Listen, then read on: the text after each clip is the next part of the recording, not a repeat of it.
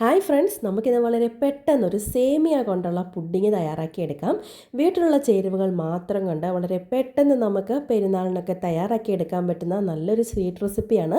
അപ്പോൾ ഈസി ആയിട്ടുള്ള ഈ സ്വീറ്റ് റെസിപ്പി എങ്ങനെയാണ് നമുക്കൊന്ന് കണ്ടു നോക്കാം. ആദ്യം തന്നെ ഒരു പാനിലേക്ക് 2 ടേബിൾ സ്പൂൺ അളവിൽ നെയ്യ് ഒഴിച്ചു കൊടുക്കാം. അതിലേക്ക് കുറച്ച് കാഷ്യൂനട്ട് ഇട്ട് കൊടുക്കാം. ഇനി അടുത്തായിട്ട് കുറച്ച് ഉണക്കമുന്തിരിയാണ് ഇട്ട് കൊടുക്കുന്നത്. ഇനി ഇതിലേക്ക് കുറച്ച് ബദാം ചോപ്പ് ചെയ്തെടുത്തതും കൂടെ ഇട്ട് കൊടുക്കണം. ഇനി ഇവയൊന്ന് നെയ്യിലിട്ട് ഒന്ന് റോസ്റ്റ് ചെയ്തെടുക്കാം. ഇതുപോലെ ഒന്ന് കളറ് മാറി വരുമ്പോൾ നമുക്കിതൊന്ന് പ്ലേറ്റിലേക്ക് മാറ്റി കൊടുക്കാം. അടുത്തതായിട്ട് അതേ നെയ്യിലേക്ക് 1 കപ്പ് അളവിൽ വെർമിസെല്ലിയാണ് എടുത്തിരിക്കുന്നത്. റോസ്റ്റഡ് വെർമിസെല്ലിയാണ്. അപ്പോൾ നമ്മൾ റോസ്റ്റഡ് സേമിയ തന്നെ എടുക്കണം ഇതിന് വേണ്ടിയിട്ട്. ഇനി നന്നായിട്ട് ഇത് ഒന്നും കൂടെ ഒന്ന് നെയ്യിലിട്ട് ചൂടാക്കി എടുക്കാം. സേമിയ ഇതുപോലെ നെയ്യിൽ കിടന്നൊന്ന് ചൂടായി വരുമ്പോൾ ഇനി അടുത്തായിട്ട് ഇതിലേക്ക് പഞ്ചസാരയാണ് ചേർത്ത് കൊടുക്കുന്നത്. 1/4 കപ്പ് അളവിൽ പഞ്ചസാരയാണ് ഇട്ട് കൊടുക്കുന്നത്. പഞ്ചസാര ഇട്ട് കൊടുത്ത ശേഷം എല്ലാം കൂടി ഒന്ന് യോജിപ്പിച്ചെടുക്കാം. ഇനി ഇതൊന്ന് യോജിപ്പിച്ചെടുത്ത ശേഷം ഇതിലേക്ക് നമുക്ക് വെള്ളം ഒഴിച്ചു കൊടുക്കാം. ഇവിടെ 1 കപ്പ് അളവിലാണ് വെള്ളം ഒഴിച്ചു കൊടുക്കുന്നത്. 1 കപ്പ് വെള്ളം ഒഴിച്ചു കൊടുത്ത് ഇതൊന്ന് ഇളക്കി യോജിപ്പിച്ച് നോക്കാം. ആവശ്യമെങ്കിൽ മാത്രം കുറച്ചുകൂടെ വെള്ളം ചേർത്ത് കൊടുക്കാവുന്നതാണ്. അപ്പോൾ സേമിയ ഒന്ന് വേകാൻ ആവശ്യമായിട്ടുള്ള വെള്ളം മതി. കുറച്ചും കൂടെ ഒരു 1/4 കപ്പ് കൂടെ വെള്ളം ഞാൻ ചേർത്ത് കൊടുക്കുന്നുണ്ട്. അപ്പോൾ സേമിയ ഒന്ന് വെന്ത് വരണം. സേമിയ ഒന്ന് വേകാനായിട്ട് നമുക്കൊന്ന് മൂടി വെച്ച് കൊടുക്കാം. ഫ്ലെയിം സിമ്മിലിട്ട് കൊടുത്താണ് ഇത് വേവിച്ചെടുക്കേണ്ടത്. ഇനി അടുത്തായിട്ട് നമുക്കിതിലേക്ക് 1/4 ടീസ്പൂൺ അളവിൽ ഏലക്ക പൊടിയാണ് ചേർത്ത് കൊടുക്കുന്നത്. അതിൻ്റെ കൂടെ ആദ്യം റോസ്റ്റ് ചെയ്ത് വെച്ചിരിക്കുന്ന നട്ട്സും മുന്തിരി എല്ലാം കൂടെ ഇട്ട് കൊടുക്കാം. ഇനി ഇതെല്ലാം കൂടി നന്നായിട്ടൊന്ന് മിക്സ് ചെയ്തെടുക്കണം. നമ്മൾ സേമിയ ഒന്ന് വെന്തെന്ന് കണ്ടു കഴിയുമ്പോൾ ഫ്ലെയിം ഓഫാക്കി കൊടുക്കാവുന്നതാണ്. ഫ്ലെയിം സിമ്മിലാക്കി കൊടുത്ത് നന്നായിട്ട് സേമിയ വേവിച്ചെടുക്കണേ. ഇനി നമുക്ക് 1/2 ലിറ്റർ പാലെടുക്കാം. ഒരു സോസ് പാനിലേക്ക് 1/2 ലിറ്റർ പാൽ ഒഴിച്ച് കൊടുത്തിട്ടുണ്ട്. ഇതിൽ നിന്നും ആദ്യം തന്നെ 1/2 കപ്പ് പാലൊന്ന് എടുത്ത് മാറ്റി വെക്കണം. അപ്പോൾ ഇവിടെ 1/2 കപ്പ് പാല് എടുത്ത് മാറ്റിയിട്ടുണ്ട്. ഇനി ഫ്ലെയിം സിമ്മിലാക്കി കൊടുക്കാം.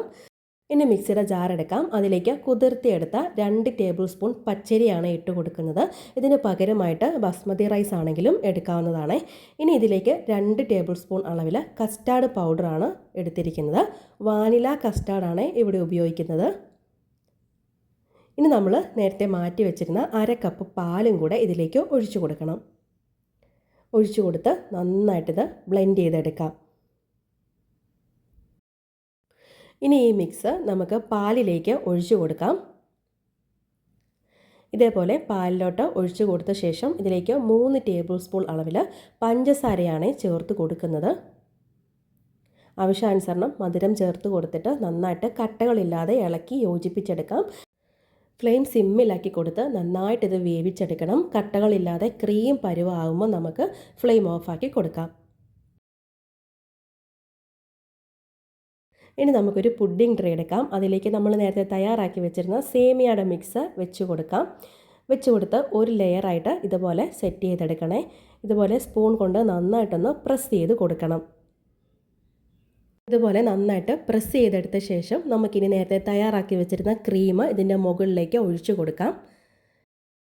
ഇപ്പോൾ ഇവിടെ 2 തവി ക്രീം ഒഴിച്ച് കൊടുക്കുന്നുണ്ട്. ഇനി ഇതൊന്ന് സ്പ്രെഡ് ചെയ്ത് കൊടുക്കാം. എല്ലായിടത്തും ഒരേപോലെ ഒന്ന് സ്പ്രെഡ് ചെയ്ത് കൊടുക്കാം. ഇനി ഇതിൻ്റെ മുകളിലേക്ക് ഒരു ലെയറും കൂടെ നമുക്ക് സേമിയ വെച്ച് കൊടുക്കാം. ഒരു ലെയറും കൂടെ സേമിയ വെച്ച് കൊടുത്ത് എല്ലായിടത്തും ഒരുപോലെ ഇങ്ങനെ ഒന്ന് സ്പ്രെഡ് ചെയ്ത് കൊടുത്ത ശേഷം ഇതിൻ്റെ മുകളിലേക്ക് നമുക്ക് ക്രീം ഒഴിച്ചു കൊടുക്കാം.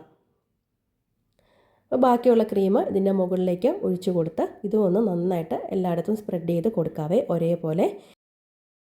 അപ്പോൾ ഇതുപോലെ എല്ലാം ഒന്ന് സെറ്റ് ചെയ്തെടുത്ത ശേഷം നമുക്കൊന്ന് ഗാർണിഷ് ചെയ്ത് കൊടുക്കാം. അതിനായിട്ട് സേമിയ തന്നെയാണ് കുറച്ച് ഇതുപോലെ ഒന്ന് സ്പ്രെഡ് ചെയ്ത് കൊടുക്കുന്നത്. ഇനി നമ്മൾ നേരത്തെ മാറ്റി വെച്ചിരുന്ന ബദാം ഒന്ന് ചോപ്പ് ചെയ്തതും കൂടെ ഇതിലേക്ക് ഇട്ട് കൊടുക്കാം. അപ്പോൾ നമ്മുടെ സേമിയ കസ്റ്റാർഡ് പുഡിംഗ് ഇവിടെ റെഡി ആയിട്ടുണ്ട്. ഇനി നമുക്കൊരു അലുമിനിയം ഫോയിൽ പേപ്പർ കൊണ്ട് ഒന്ന് കവർ ചെയ്തെടുത്ത് ഒരു 4 അല്ലെങ്കിൽ 5 മണിക്കൂറോളം ഫ്രിഡ്ജിൽ തണുപ്പിക്കാനായിട്ട് വെക്കാം. ഇപ്പോൾ 5 മണിക്കൂറിന് ശേഷം എടുത്തിട്ടുണ്ട്. പുഡിംഗ് ഇവിടെ സെറ്റായി വന്നിട്ടുണ്ട്. അപ്പോൾ നമുക്കിതൊന്ന് കട്ട് ചെയ്തെടുക്കാം. വളരെ പെട്ടെന്ന് തയ്യാറാക്കി എടുക്കാൻ പറ്റുന്നതും നമ്മുടെ വീട്ടിലുള്ള ചേരുവകൾ കൊണ്ട് മാത്രം തയ്യാറാക്കിയിരിക്കുന്നതുമായ സേമിയ കസ്റ്റാർഡ് പുഡിങ് ഇവിടെ റെഡി ആയിട്ടുണ്ട്. മധുരം ഇഷ്ടപ്പെടുന്നവർക്ക് ഉറപ്പായിട്ടും ഇഷ്ടമാകുന്ന ഈ ഒരു റെസിപ്പി നിങ്ങൾക്ക് ഇഷ്ടപ്പെട്ട് കാണുമെന്ന് വിചാരിക്കുന്നു. മധുരം ഇഷ്ടപ്പെടുന്നവർക്കായിട്ട് ഈ പെരുന്നാളിന് ഉറപ്പായിട്ടും ഇതൊന്ന് ട്രൈ ചെയ്ത് നോക്കാൻ മറക്കരുത്. അപ്പോൾ ഈ വീഡിയോ ഇഷ്ടമായെങ്കിൽ ലൈക്ക് ചെയ്യാനും ഷെയർ ചെയ്യാനും കമൻറ്റ് ചെയ്യാനും നമ്മുടെ ചാനൽ ഒന്ന് സബ്സ്ക്രൈബ് ചെയ്യാനും മറന്നു പോകരുത്. അപ്പോൾ വീണ്ടും ഒരു വീഡിയോ ആയിട്ട് കാണുമ്പോഴേക്കും താങ്ക്സ് ഫോർ വാച്ചിങ്.